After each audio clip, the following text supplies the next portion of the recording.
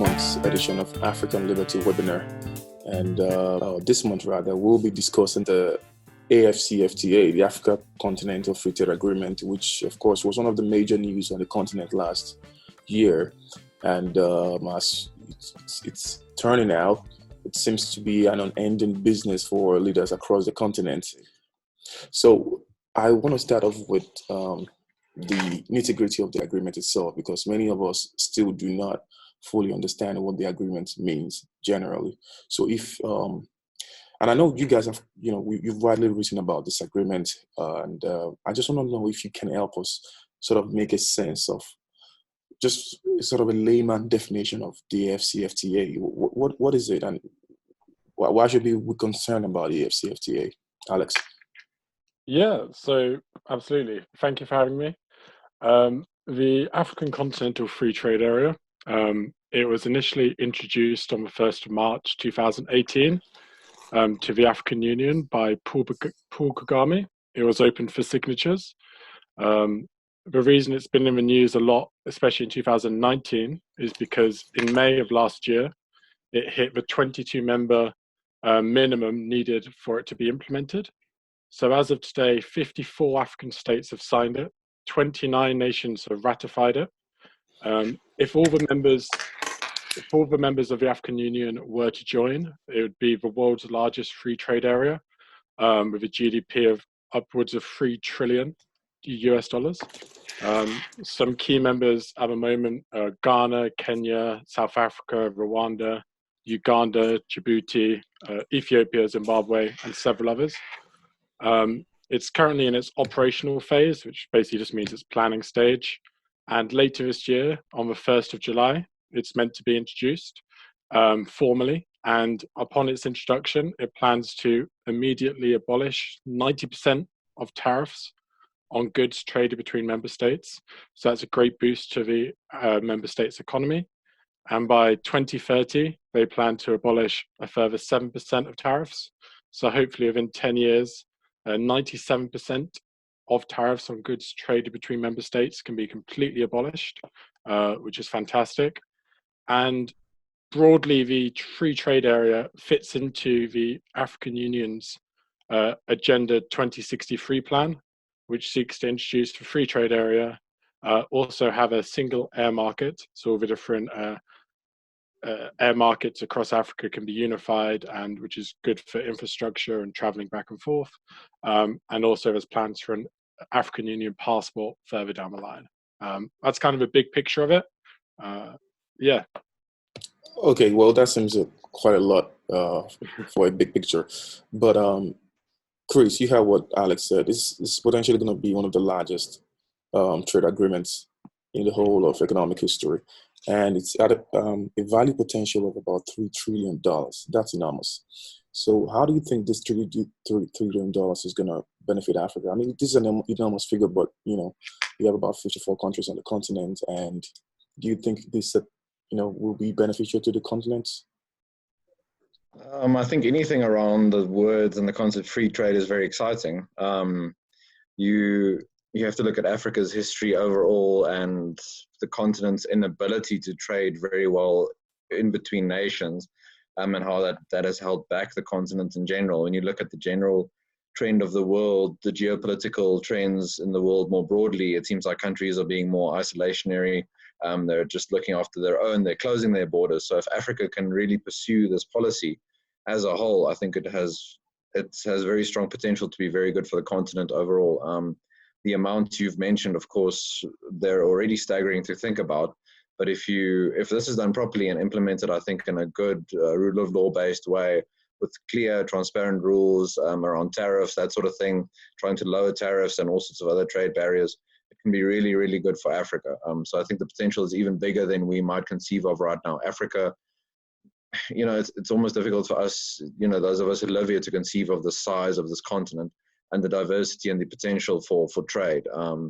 Africa can really, this next century, the next 100 years going forward, could be Africa's century, never mind America or China, or any other sort of world power, if Africa pursues the right sorts of policies. This is exciting. It looks like it's going in the right direction. But again, it requires all the countries to come to the table, to sign up, to respect the rules, to always pursue the most freedom across the board in terms of trade, and not to allow any sort of corruption and abuse to come into the picture. Well, it certainly is an enormous agreement, certainly for free marketeers and lover of economics generally. But the problem here is everything seems to be quite ironic now.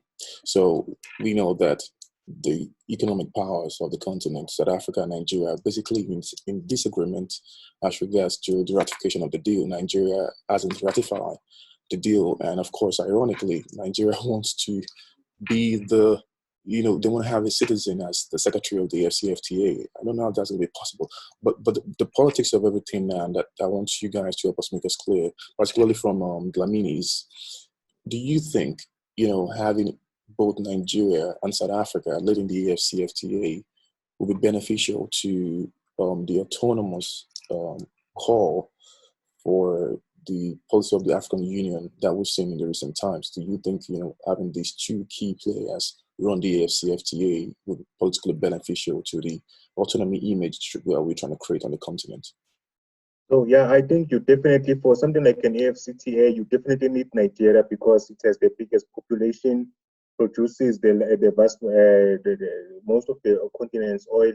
And so you need Nigeria, and you need South Africa because it has the most sophisticated industry, the most sophisticated financial sector. So you need both of those countries. Nigeria is currently the leading economy on the continent with the biggest GDP, followed by, I think, Egypt and then South Africa, or South Africa and Egypt. And so you need those countries to play ball with you. But then I think in Nigeria, they have domestic issues. For example, their labor movement is very opposed to the AfCFTA. They would like to be able to protect local industry and continue doing some of those things. And then in South Africa, there were some of those issues as well, which is why we were late in ratifying the AfCFTA. But South Africa finally ratified the agreement, I think because, the imperative policy goal is still to gain influence on the continent. And so we have to be part of this. And also, it's advantageous to South Africa. If you look at the trade statistics, most of the produce that goes on the continent and that is traded and that is produced in the continent itself and traded on the continent is produced by South Africa.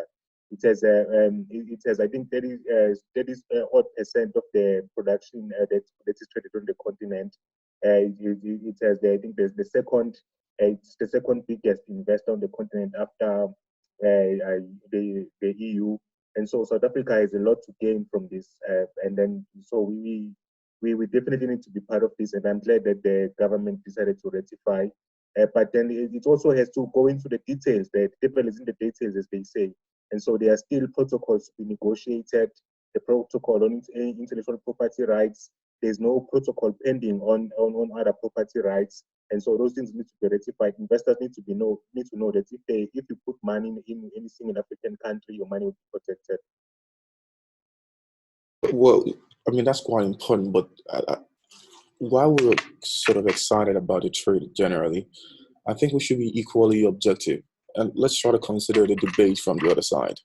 Well, the debate from the other side is that, the AfCFTA is going to be beneficial to the bigger players, Nigeria, South Africa, what have you. But for lower income countries, many of whom are in Africa, they need for their local farmers, local producers, manufacturers to first of all be able to compete at the same level as other foreign investors across Africa. So if you have an AfCFTA, given a sort of equal competition between local producers, whom of course are, very, very humble, as against, bigger corporations like the Dangote, the bigger corporations across Africa, that would be unfair to these poorer countries. So that's the basic argument from the other side. So, Alex, do you think that this is a valid argument? And if at all it's valid or not, how can we make a sense of it objectively, though?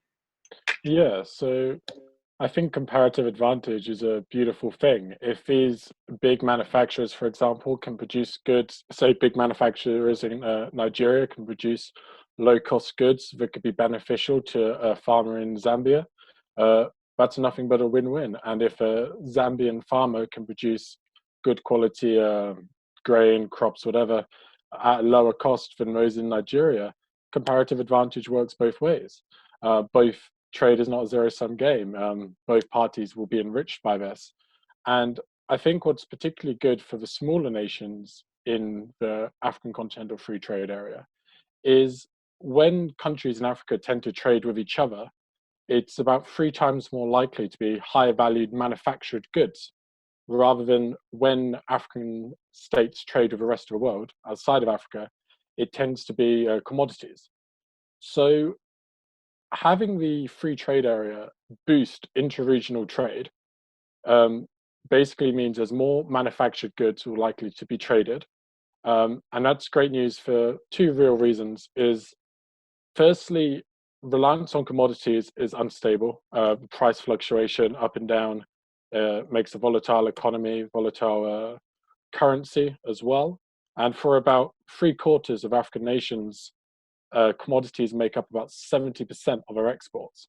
So if we can diversify their exports to create a more stable business environment, boost the manufactured goods that are traded, that can kind of almost kickstart the African, especially the smaller states, industrial revolution.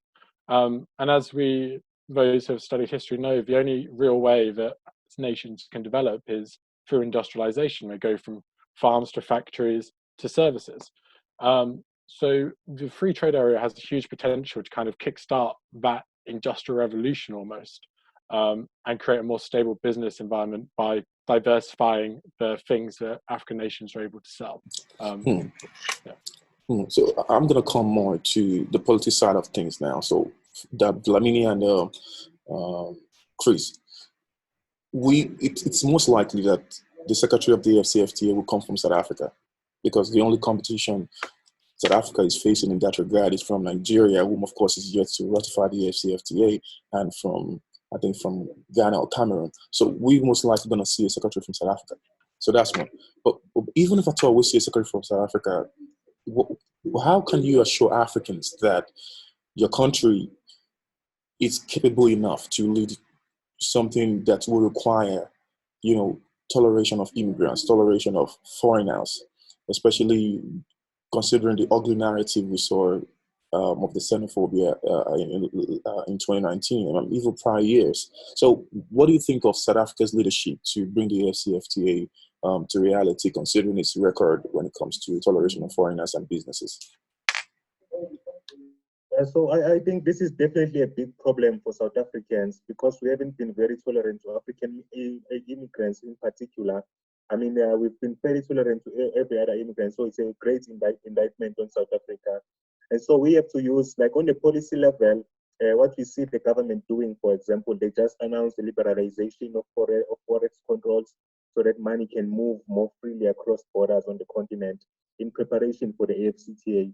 So this is a good statement of intent from the government. But in terms of I think some problems just need to find social solutions. You need civil society to be involved. You need churches. You need moral leaders in society to stand up and speak out against xenophobic violence. I think that's the only way you can solve the problem. Some problems don't have a policy solution. They need social solutions. So, Chris, back to you. What do you think of South Africa's leadership or potential leadership as far as the AfCFTA is concerned? So as Mpiyakhe mentioned, there were good signs from the government this week. We had our budget speech from Minister Tito Mboweni, the finance minister. So there is some liberalization in some labor legislation, exchange controls, that sort of thing. So internally, things are interesting at the moment in South Africa. There's a couple of factions within the ANC, the governing party. It seems like some of them want to reform, others want to keep things going along a very communist socialist path or on a more controlling path. So internally, I mean, to be quite honest, us as South Africans, and especially free marketeers and libertarians in South Africa, are worried about the direction of the country and never mind the whole of the continent. Let's see what gets decided internally and maybe then how that affects South Africa's direction in terms of the continent as a whole. I don't think you should pin your hopes on any one country leading the way. We shouldn't, I don't think we should pin any sort of responsibility or power on one country in Africa. And again, just to your previous point and what Alex also talked about with trade and sort of bigger competitors and smaller competitors, we should always keep in mind it's individuals trading with each other. It's never countries trading with each other. So if I can benefit from trading with someone in China or Britain or Ghana or wherever, I should have as much freedom as possible to trade with that person. I'm only going to trade with them if I get more value from them. If I go to the store and buy a loaf of bread, I value that bread more than the 20 Rand, for example, that it costs me. So we need to keep that in mind, I think. The fewer barriers we manage in Africa, which hopefully this trade agreement will lead to, I think inherently the better off you'll see all parties. We all specialize in different things within countries. Different people have different skills, they have different resources. So if you make it easier for goods and capital to flow, to be invested in countries, you'll slowly start to see winners across the board, I think. Very important. Staying on the political issues here. So we know a critical part of the AfCFTA is open borders. Whichever way you want to conceive it, open borders. You got to have some form of open border policies for any regional economic integration or continental economic integration policy to work. But the body language from many African countries has been negative. For instance, Nigeria recently, I think towards the middle or end of last year, closes borders to its key economic neighbors, the Republic of Benin and I think Togo or some country. But that aside, we see a couple of African countries, follow suit, and just bring into question that if we are on the television or on the policy side of things pursuing a free market or an open border or open market policy like the AfCFTA, and we're seeing countries, shutting their borders or restricting foreign importation or some funny embargo or restriction on foreign goods. So how can we conceive this together? Why will you be pursuing AfCFTA politically and on the home front you shutting your borders? It is in your interest to trade with others. You can't now in this globalized world and globalized economy be an island unto yourself just because we strongly believe in open borders and free movement. From our perspective, it's a given. I think us as libertarians, we think this is the only moral way to go, but it's also the only practical way to go. Countries can only prosper and move forward if they open up their borders more and trade with each other. It's to their detriment to close up shop. So, of course, if countries want to decide that and do that, if that's their policy, then they're free to do so. But I'm afraid they're not going to progress very well. When you look at a satellite image of the world, the more socialist countries such as Venezuela, North Korea, those where there's more totalitarian regimes, they're shrouded in darkness. They don't have capital investment, they don't have capital flow, they don't have trade. So you can see the actual effect of certain policies. So if countries want to pursue more closed borders, I'm afraid they're going to suffer accordingly. Their people are going to suffer. So we just need to appeal to their self-interest, I think. To stay more objective here, we know a lot of African countries are dealing with security issues that has to deal with the poorness of their borders. And they will be making a valid argument, in my opinion, if they say, the reason why we're closing our borders partially or fully is perhaps because of the security concern. So, but for a free market-minded person or a pro-market-minded person that want to make an argument for these open borders, how do you think they can go by it? How do you convince someone that is making an argument of security that, opening these borders for economic benefits will be beneficial? How do you make that defense or that pitch, Alex? Well, I think one of the benefits of a free trade area is when countries can trade with each other, there is less of a hold-up at the border. It's not going to necessarily require the bribes it does today in many places, and it's not going to require the huge hold-ups, the potential days, if not weeks. We've seen truck drivers held up at the border just waiting until a border guard lets them by. So there's two things. You could still have security at the borders. You could still have trucks, people, things checked as they pass on through, but it's going to be far faster than it is today, whereby they check every single good you have, find out what the exact tariff is, work out the tariff price, and then add a bribe on top of that. The security process can be much faster, like you have, going from the UK to Europe. It's you go to the ports, there's plenty of security there, tends to be a lot of technology to see what's going on, and it's seamless essentially. But there's enough security there so they know what's going on, and I think that very similar things can happen in Africa. From a security perspective,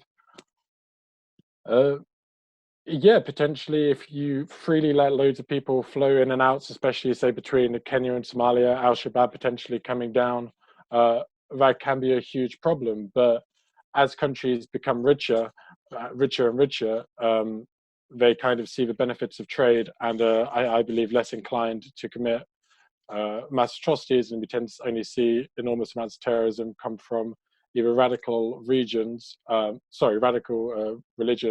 or far, far, far poorer regions. Okay, so I think actually there has been a leader or a secretary appointed by the AfCFTA. His name is Dhlamini. I don't know too much of him, but what I know about him is that he's a 43-year-old. I do think we need some generational change in Africa as a whole. Like, we need more younger people coming in, but we can't afford to lose some of the experience. I mean, people like Paul Kagame and some of the other African leaders, they've accumulated a lot of experience. They've figured out how to do some things, like, how to help a country achieve its economic development goals, as Rwanda is doing through the deregulation that it has embarked upon.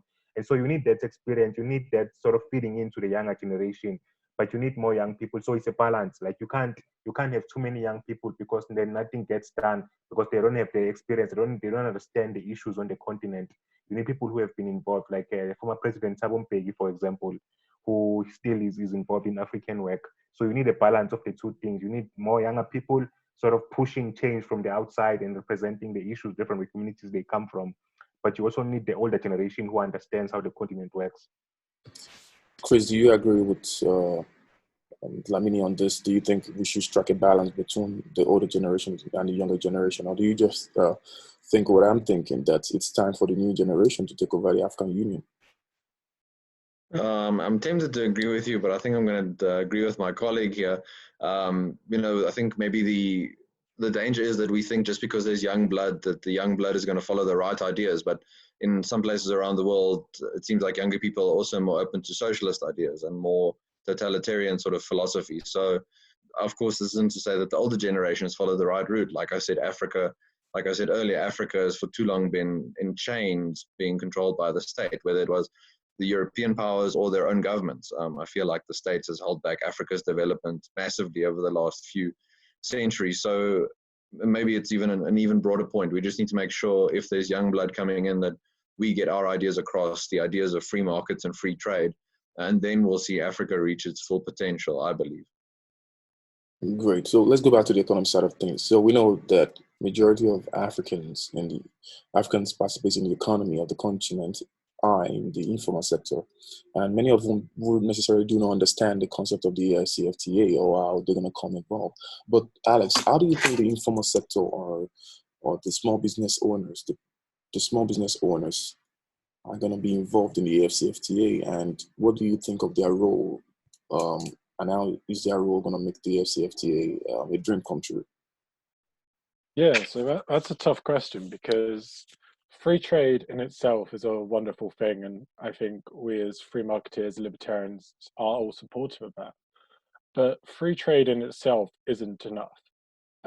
Trading goods between nations or with your neighbors is great, but unless you have things like property rights and a strong rule of law, free trade is almost irrelevant in that sense, because you need the property rights and rule of law to incentivize people to create, invest, innovate in the first place.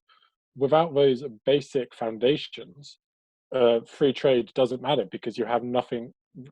People won't be incentivized to create anything in the first place. So I believe the free trade area is a wonderful thing, but we need to get the foundations right.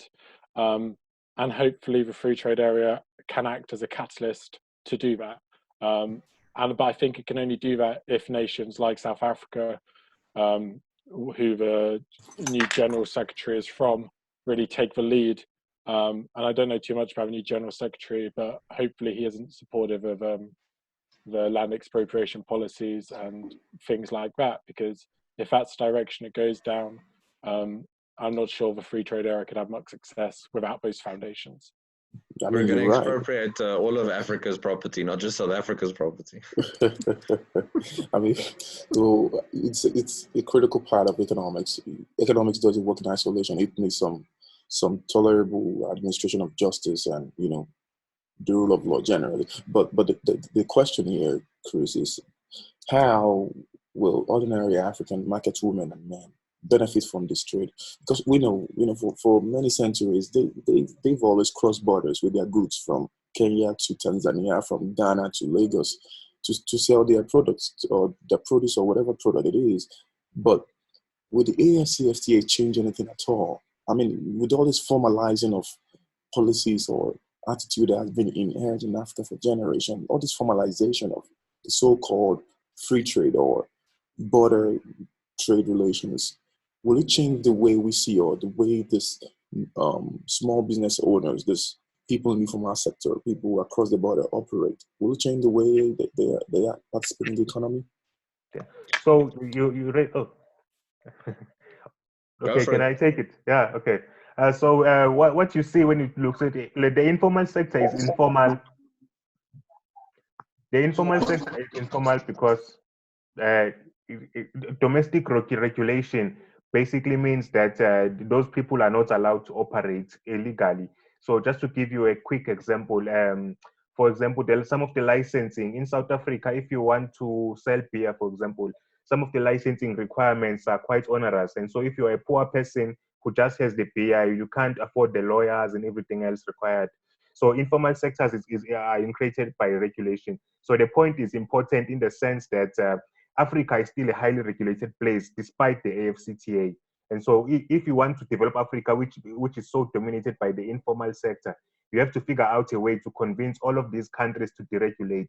So I hope eventually we will get a protocol on regulation, because I think it's so needed on this continent. And without such a protocol, like two protocols, protocol on property rights and the protocol on regulations, if you can get those two things and they can be sufficiently liberal to allow the people who are currently in the informal sector, people who currently don't have the rights to use their land, are able to enter the market, then you will see a transformational AfCFTA. But a very good question. Yeah. Chris, you want to add to that?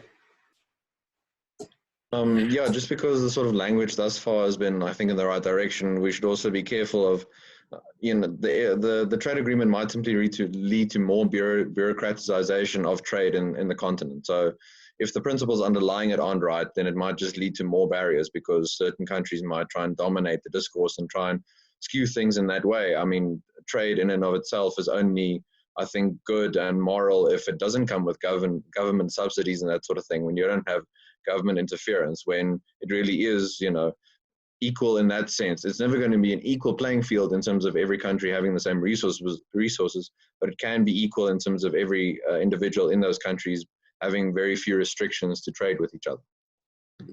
Spot on. So generally, I do not have much reservation as regards the AfCFTA, but one reservation that I cannot get my mind around is the fact that one of the goals of the AfCFTA is to create a future continental customs union. Now, we know the record of customs union in Africa is way, way awful. The border patrols, the customs officers, they exploit, all these people in the formal sector trying to move their produce across borders. So the formalization of the customs union, or the so-called unified customs union, how do you see that, Alex, defining in any way the way Africans trade with each other and the way they move goods from one border across to the other? How would this future customs union affect it? Or do you think it's a good thing after all? Yeah, so one of the issues with the African Continental Free Trade Area is in regards to something called rules of origin of different goods. So, for example, if one African nation has a really low tariff on a specific good from a non-African nation, so say, for example, Rwanda has a very, very low tariff on getting German cars, for example. So loads of German cars head into Rwanda. In regards to rule of origin, under the free trade area, these German cars couldn't then be shipped from Rwanda to other member states freely. There need to be some tariffs on that. So this creates a problem because the rules of origin regulation means either two things. Number one, when these goods get to the border, virtually every good would need to be checked to check where it's come from to then see if it can pass tariff-free. That's very problematic because that kind of defeats the whole point of a free trade, or not quite, but it almost defeats the point of a free trade area where goods move seamlessly. Obviously, it'll mean the goods created within African states still won't have a tariff on, but it'll still lead to a lot of hold up at borders. So the way around that is, number one, either check the origins of every good at every border, or number two, create a customs union whereby every member state has the same external tariff scheme with the rest of the world, so that this trade deflection of one country having a lower policy or lower tariff with an external nation doesn't happen. So the choice kind of needs to be made whether you have the seamless movement or the same common external tariff that would happen under the customs union. Chris, do you agree with the idea of a customs union? And I think Alex highlighted, I think, a crucial point with a concrete example. So if you look at, the origin, that sort of thing, if you look at different countries having different resources, that sort of thing, I wonder if a punitive system would be better in terms of stamping out the corruption. I don't know. I know we're wary of giving the government any sort of power to punish people even more than it already can. But I wonder maybe we can do some sort of incentive system in terms of the corruption epidemic across Africa. We incentivize non-corrupt behavior in a way. I don't know. We give performance bonuses or something to those border patrol agents and borders that let more goods and people through. Something like that. We just need to really pin down the cause, at least some of the root causes of the corruption. I think that would go a long way to helping clear up a lot of stuff. I can't disagree with that. So bringing it home now, Dhlamini, generally, what do you think for people that might not understand the technicalities of the AfCFTA? What do you think are the benefits for Africa as regards to this agreement? So I just wanted to touch on a few points made previously. The first point is about the corruption. What you need is a rule of law. So what you need is a proper dispute resolution mechanism. And luckily, it's one of the 3 protocols signed with the AfCFTA. So there is a dispute resolution mechanism. So what we need to do is it needs to embody the principles of the rule of law. So there needs to be fairness around how this is implemented. It shouldn't be partial to any particular country based on wealth or anything like that. So different even private organizations should be able to go to and lay their case before the dispute resolution mechanism.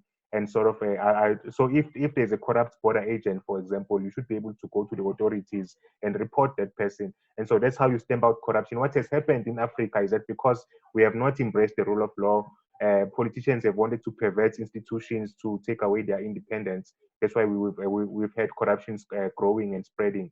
And so the solution to that is quite simple: have the rule of law and stick to it. Have independent institutions. That's what Africa needs. And in terms of the other question, I think it was raised by Alex or yourself. You raised the question that other countries are more productive than others. But that may be true. But what the AfCFTA will allow, it will allow countries to receive capital. So in as much as exports of goods are important, what is more important is the import of capital. If you can receive capital into your country from a second country, it's a win-win position. You have some, let's say, ShopRite coming into Namibia and building more shops in Namibia, and then they can start selling products from those shops. And both countries benefit, the Namibians benefit, the South Africans benefit. And so this is what the AfCFTA allowed. And in terms of your question, finally, can you just remind me again of your question? Yeah, generally, what do you think are the benefits of the AfCFTA? Maybe perhaps some that have not been mentioned yet. So some of the benefits of the AfCFTA, apart from the fact that we will be able to trade more freely with each other, I mean, some of the liberalization is going to happen, but it really depends on the individual country level. It depends on whether the other countries are concerned to what is proposed in terms of freedom of goods. So you'll get cheaper goods, like inflation. It will be a counter against inflation. So you should get cheaper goods over time. You should get more capital being exported all over the continent. from countries like South Africa, North Africa, maybe going into the rest of the continent, and so it's sort of helping the risk lift up the rest of the continent. So this will increase efficiency, lower prices, and then ultimately it will be good for everyone. Like you'll feel it in your actual pocket, because also like, it's reducing costs, because instead of importing goods from let's say the USA or China, then you can import goods from Rwanda, and then it's much cheaper, and especially if the infrastructure has been developed, you've had the roads, the trains, and so on. Okay, so Alex, finally, should Africans be hopeful of this agreement? And just to be quite honest, should we be hopeful? I mean, every good thing I've been said about this deal is going to change Africa. Is that a potential of putting a lot of money back into the African economy, this and that? But generally, for ordinary people like myself and for billions of Africans, should we be hopeful about the potential or the prospect of this trade, really? I think we Africans definitely should be excited about this free trade area. The United Nations Economic Commission to Africa predicts that upon its introduction, it could increase interregional trade by about 52% in just a few years' time. And that 52% could double again after a final 10% of tariffs are removed. Rough estimates, this would add about between 17 to 100 billion US dollars to the African economy. And that's fantastic news. But in a bit of a broader picture, we should kind of consider that even if the free trade area fails, which I definitely hope it doesn't, but even if it does fail, we should kind of think about the huge ideological shift it represents across the continent. The Organization of African Unity, which is the predecessor of the modern day African Union, was set up to push African socialism. One of their first leaders, Kwame Nkrumah, was a self-proclaimed Marxian socialist who wanted other African states to become independent so they could pursue the complete ownership of the state by the economy. That's what the African Union started out of in the 1963, I think it started. They were completely against capitalism, they were completely against free markets. Whereas today, even if this current free trade deal fails, the fact that 54 African nations have signed it and a further 29 have ratified it shows the huge ideological shift the continent has gone through in the last 50, 60 years. And I think it's a great sign for the future. Whether it succeeds or not, I hope it does, but if not, it's still shown how far the continent's gone. Keeping this about the future, Chris, do you think this form of competition is the best for the future of the continent? Finally, Chris. I definitely think so. Africa, I think it's high time that Africa and Africans were allowed to compete with each other internally and with the rest of the world. The only way that they're going to be able to do that is with less restrictions on trade. Trade inherently will strengthen both parties in the trade agreement. If they get value from each other, they'll trade with each other. So I think this is definitely very great potential for Africa. Let's hope that it gets implemented in the best, most liberal, most pro-freedom way. And then I think we'll see Africans prosper accordingly. Well said. Well, fingers crossed, and we cannot but hope for the best.